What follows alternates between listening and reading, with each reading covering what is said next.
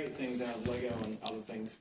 Where's the caca? And you see in this story that in the right hands, Zacchaeus could change his town. In the wrong hands, he'd always do damage. In the wrong hands, Zacchaeus would always hurt the people around him. In the right hands, Zacchaeus could change the people around him.